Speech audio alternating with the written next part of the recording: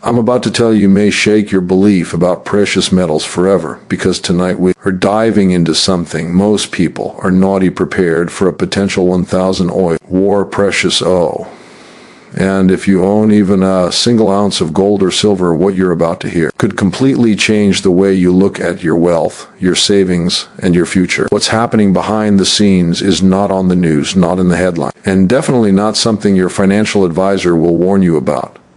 But the signals are flashing. Silver shortages, global deficits, industrial demand exploding, central banks repositioning currency, weakening, and the gold to silver ratio reaching levels that historically trigger violent price moves. This is not hype. This is not theory. This is the kind of shift that blindsides the public and rewards only those who pay attention before the rest of the world wakes up. So sit tight, turn up the volume, because once you understand what's happening, you may never look at silver the same way again. Silver isn't the metal people think it is. Most people still see it as some shiny thing their grandmother kept in a drawer or something used for coins and cutlery. That mindset is outdated, dangerously outdated, because today silver has quietly transformed into one of the most important industrial metals on the planet, and almost nobody is paying attention. That ignorance is the opportunity. Right now, the world is going through a massive shift. Energy, technology, infrastructure. Everything is moving toward electrification. And there's one metal that sits right at the center of this transition. Silver, not gold, not copper. Silver, the metal with the highest electrical conductivity, highest thermal conductivity, and highest reflectivity known to man. You can't replace it, you can't cheapen it. Snore, and you can't build the future without it. That's the part most investors don't understand. Look at solar energy. Every solar panel, every single one needs silver. And as countries race toward renewable energy targets, demand doesn't just rise, it explodes. Solar panel production is growing globally, and silver consumption in the solar industry keeps setting new records. The world wants clean energy, but clean energy runs on silver. No silver, no solar growth, it's that simple. Then there are electric vehicles. An EV requires nearly twice as much silver as a traditional gas vehicle. Why? Because everything inside an EV depends on electrical components, battery management, charging systems, autonomous sensors, onboard electronics, and advanced circuitry. Modern cars are basically wheels, and computers need silver. As the EV revolution continues, the pressure on silver will only grow stronger.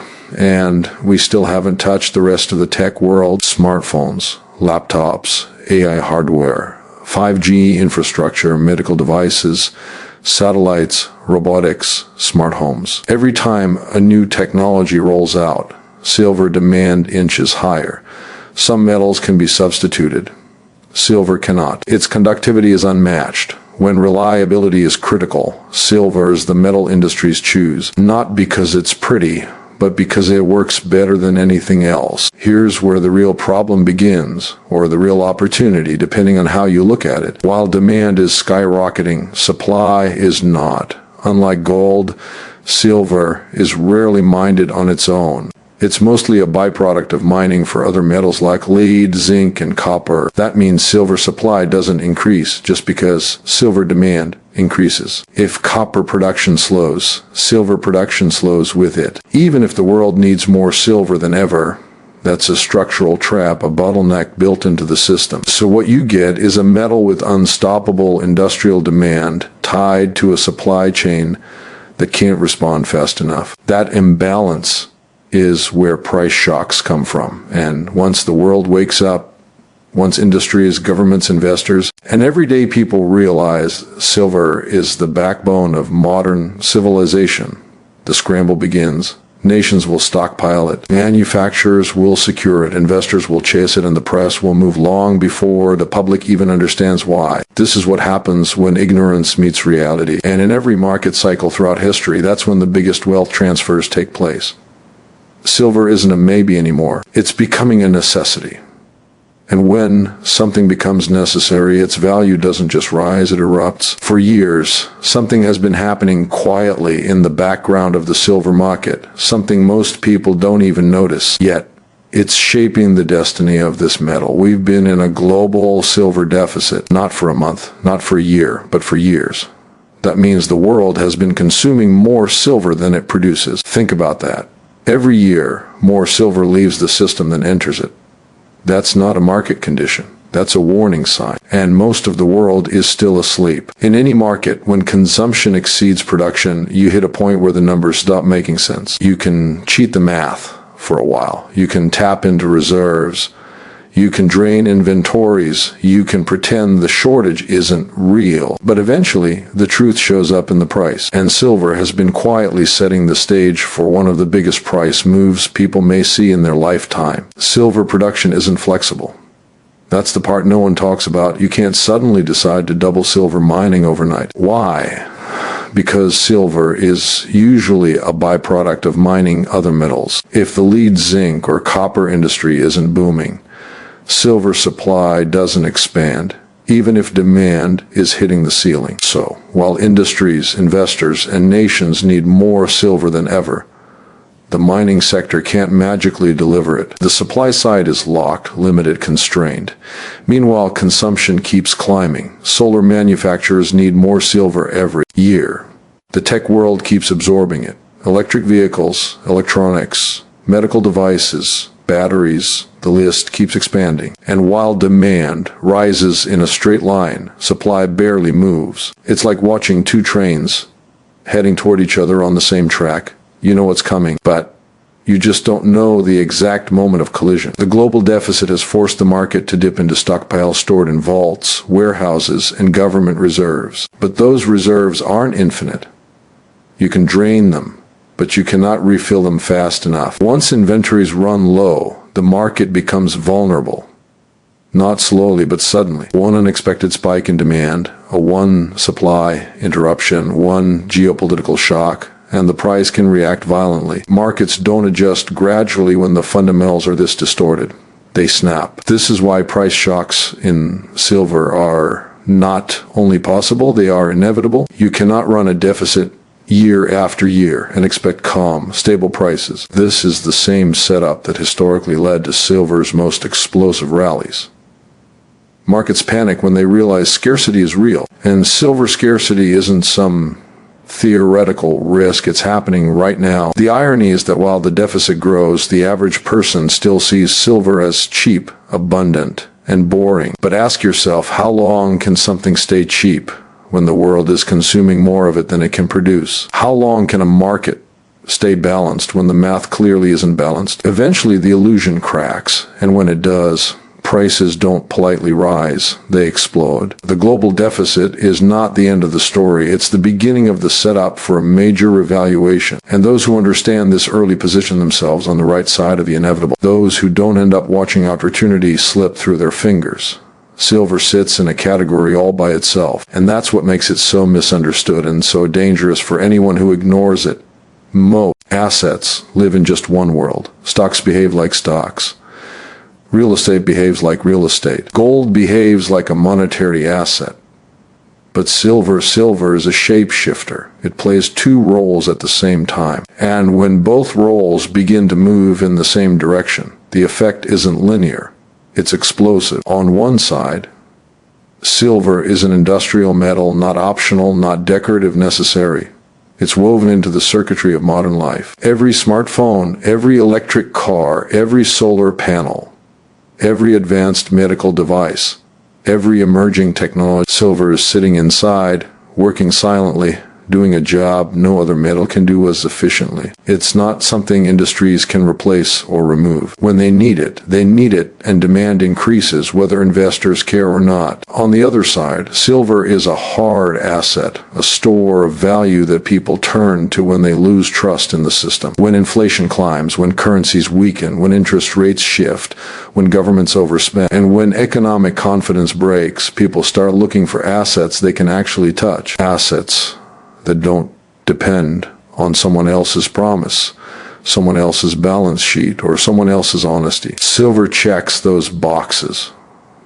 This dual identity is where things get interesting. When silver's industrial demand rises, factories and manufacturers compete for supply. When its monetary demand rises, investors start competing too. And when both worlds collide, when the tech sector and the investment world won't. The same metal at the same time. Volatility doesn't just increase, it erupts. Think of it like a tug of war, except instead of two teams pulling against each other, both teams suddenly start pulling in the same direction. The rope doesn't stretch slowly, it snaps. The market doesn't adjust gently, it surges. Most people underestimate this. They expect silver to behave like gold, slow, steady, predictable, but silver isn't gold. Silver is thinner, smaller, more sensitive to changes in demand. It has a much smaller market. That's why tiny shifts in buying pressure can send the price flying. A few $1 billion rushing into gold barely makes a ripple. A few billion rushing into silver creates a wave. This is why silver can drop fast, but also why it can rise faster than almost any major asset. Its upside isn't capped by tradition or central banks or slow-moving institutions. Its upside is driven by two massive engines hitting the accelerator at the same time. And the truth is, we're entering a world where both engines are heating up. The industrial side isn't slowing, it's growing. Renewable energy, electrification, and technology are consuming more silver every year. At the same time, economic uncertainty, global debt, and currency devaluation are making people question the reliability of paper wealth, pushing more attention toward hard assets. When those forces align, silver becomes a perfect storm. It becomes a metal that industries must buy and investors want to buy. And that combination is rare. When it happens, history shows silver doesn't move politely. It breaks boundaries. In a system built on confidence and paper promises, silver stands out as both a tool of technology and a refuge of value. And when that dual demand finally hits its tipping point, the move that follows won't be subtle. It will be dramatic, it will be violent, and it will catch the unprepared by surprise. When the global economy starts shaking, most people look at the news, panic a little, complain a lot, and then go right back to sleep. They don't realize they're standing in the middle of a monetary storm that's quietly rearranging the rules of wealth. And in times like these, silver begins to shine in a way that goes far beyond its industrial value. It becomes a refuge, not because it pays interest, not because it grows like a stock, but because it protects you when the system stops making sense. Look at the dollar. When the dollar weakens, it doesn't scream or collapse overnight. It drifts, it slides, it loses purchasing power inch by inch. And the tragic part is that people don't notice it until the damage is already done. A weakened dollar doesn't just make imports expensive. It erodes savings, destroys the value of cash, and pushes investors toward assets the government can't print. That's where silver steps in. Every time the dollar loses strength, hard assets gain power. It's not speculation, it's arithmetic. Then come interest rates. When central banks cut rates, or even hint they might, they send a signal to the entire financial world money is getting cheaper. Cheap money fuels debt. Debt fuels risk, and risk eventually leads to instability. Rate cuts also reduce the appeal of saving in banks or holding cash-based assets. Why would anyone keep their money in something that pays almost nothing and loses value to inflation? In that environment, silver becomes attractive simply because it doesn't rely on interest. Its value isn't tied to a policy decision or a banker's promise. It stands alone. Inflation is the silent thief everyone underestimates. It attacks you every day without you noticing. Food, fuel, rent, utilities, everything rises except your income. History shows that every time inflation accelerates, people begin searching for something solid, something that doesn't inflate, something real. Silver has been used for thousands of years as protection against exactly this problem. It's not inflation-proof. Nothing is, but it resists inflation better than paper and digital promises ever could. Combine these factors, a weakening currency, the possibility of lower rates, and persistent inflation pressures, and you get a perfect environment for hard assets. Dollar down, metals up. Yield down, metals up. Fear up, metals up. This isn't complicated. It's the natural reaction of a system under stress. What makes silver especially powerful is that it doesn't depend on economic optimism to rise. It thrives in uncertainty. It benefits when people doubt the system, when governments overspend, when central banks panic, when confidence breaks down. Silver doesn't need trust. It is the hedge against broken trust. And the beauty of silver is that it's accessible. You don't need to be a millionaire to own it. You don't need a broker or a fund manager. You don't need Wall Street's blessing. It's one of the few assets individuals can hold directly outside the system without counterparty risk. Right now, the world is standing at a crossroads. Currencies are shaky. Debt is exploding. Policymakers are running out of tools. And markets are pretending everything is fine. In moments like these, people who understand monetary history don't wait for the headlines. They protect themselves in advance. When money gets weaker, real value becomes stronger. And silver, humble, overlooked, underestimated silver becomes one of the smartest hedges you can hold. When the monetary world starts losing its balance, the relationship between gold and silver has always been one of the clearest windows into market psychology. It reveals how investors think, how they panic, how they chase safety, and how they overlook opportunity. And right now, the window is showing something extraordinary, something that most people are too distracted, too uninformed, or too comfortable to notice. Silver is cheap, not little undervalued, not slightly discounted, but historically cheap compared to gold. And that gap is where the real explosive potential lies. For centuries, gold and silver have moved together, not perfectly, but rhythmically, like two dancers tied to the same music. One leads, the other follows, but they rarely drift too far apart. Whenever the gap between them widens, it eventually snaps back. That snapback is where fortunes have been made, and today the gold to silver ratio is screaming that silver is far behind its partner. When gold becomes expensive and silver lags far below, it tells you something simple. Asset is loved, and the other is forgotten. Gold gets the spotlight, the headlines, the central bank reserve status. Silver gets ignored, but markets are funny. They punish what's loved and reward what's overlooked eventually. Silver's current price isn't a reflection of its real value. It's a reflection of investor complacency, a reflection of a world that hasn't yet realized how essential silver is becoming. Throughout history, every time the ratio stretches to an extreme, it reverses violently.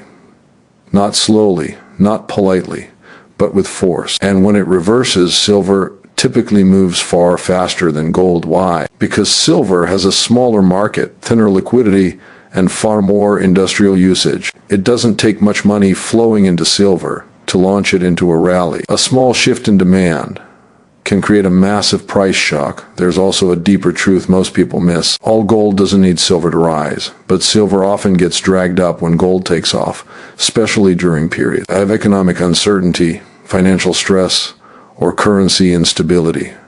Gold sets the tone. Silver multiplies the move. If gold climbs because the world is hedging risk, silver climbs because it hedges risk and supports industries that are growing regardless of market fear.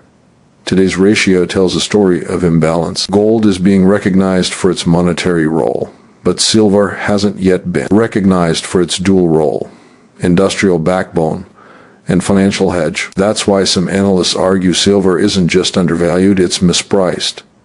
Severely mispriced. You have a metal with rising demand, tight supply, and growing global necessity trading at a level that suggests the world still thinks it's a decorative afterthought. There's another angle. Silver mining has not expanded aggressively and global deficits have been persistent. Meanwhile, gold mining has been relatively stable. If gold supply is steady and silver supply is tightening, logic alone suggests the ratio should move closer, not farther apart. But the market hasn't priced that in yet.